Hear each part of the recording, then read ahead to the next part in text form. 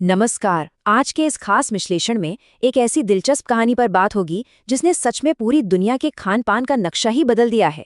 एक ऐसी कृषि महाशक्ति की कहानी जिसका असर हमारी और आपकी हर रोज की थाली पर पड़ता है। आज हम आंकड़ों और तथ्यों के जरिए ये समझेंगे कि कैसे एक देश ने वैश्विक स्तर पर मसालों और डेयरी उत्पादन में अपना ऐसा दबदबा कायम किया है जिसकी कोई मिसाल नहीं मिलती। तो चलिए बिना किसी देरी के शुरू करते हैं। शुरुआत एक बड़े ही दिलचस्प सवाल से करते हैं। जरा सोचिए, लंदन के किसी रेस्तरां में परोसी गई एक शानदार स्वादिष्ट करी और टोक्यो में सुबह सुबह पिए जाने वाले एक गिलास दूध के बीच भला क्या कनेक्शन हो सकता है? पहली नजर में तो कुछ भी नहीं, दोनों बिल्कुल अलग हैं। लेकिन इसका असली जवाब हमारी इस ग्लोबल किचन यानी दुनिया की विशाल रसोई में छिपा है। ये दोनों ही चीजें भारत की उस बेजोड़ सप्लाई चेन से जुड़ी हैं जिसकी पहुंच आज दुनिया के कोने कोने तक है। तो चलिए सीधे मुद्दे पर आते हैं और अपनी कहानी के पहले पिलर की तरफ चलते हैं, भारत का दुनिया का मसाला केंद्र या कहें स्पाइस बोल होना। देखिए, ये सिर्फ कोई नाम या खिताब नहीं है, ये एक हकीकत है। भारत मसालों का सबसे बड़ा उत्पादक, सबसे बड़ा उपभोक्ता और सबसे बड़ा निर्यातक है। मतलब ये सिर्फ इसे उगाकर दुनिया को बेचते ही नहीं है, बल्कि इसका सबसे ज्यादा लुत्फ भी यहीं उठाया जाता है।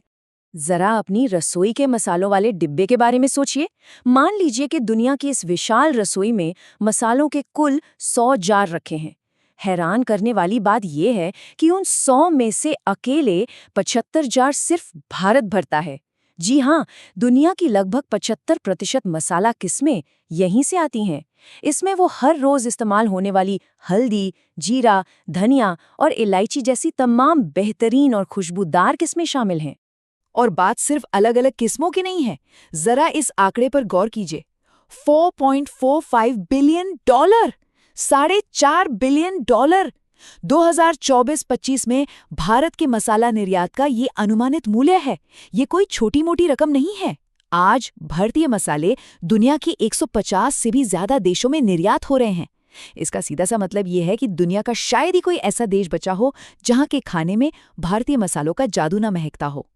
चलिए अब मसालों की दुनिया से थोड़ा बाहर निकलते हैं और फ्रिज की तरफ चलते हैं। हमारी इस कहानी का दूसरा सबसे बड़ा पिलर है द ग्लोबल मिल्क जायंट। कृषि क्षेत्र में भारत का दबदबा केवल स्वाद और सुगंध तक ही सीमित नहीं है, बल्कि पोषण के सबसे बुनियादी स्रोत यानी दूध उत्पादन में भी इसने अपना जबरदस्त परचम लहराया हुआ है।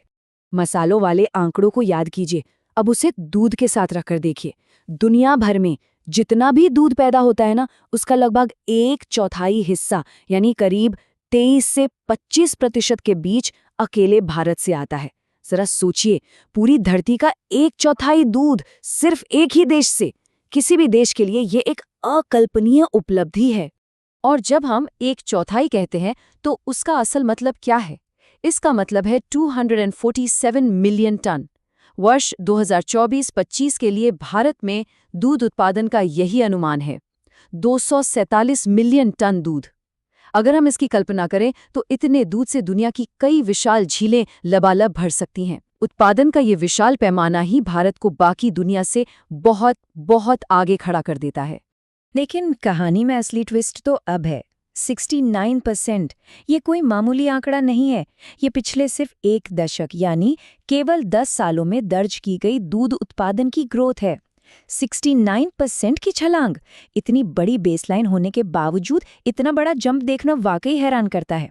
अब जाहिर है ये सवाल उठना लाजिमी है कि आखिर ये चमत्कार हुआ कैसे? इतनी तेजी से इतना ज्यादा उत्पादन कैसे संभव हो पाया? तो इसके पीछे का राज है श्वेत क्रांति या व्हाइट रेवोल्यूशन। यही वो मजबूत नींव है जिस पर भारत की डेयरी सफलता की इतनी बड़ी इमारत खड़ी है।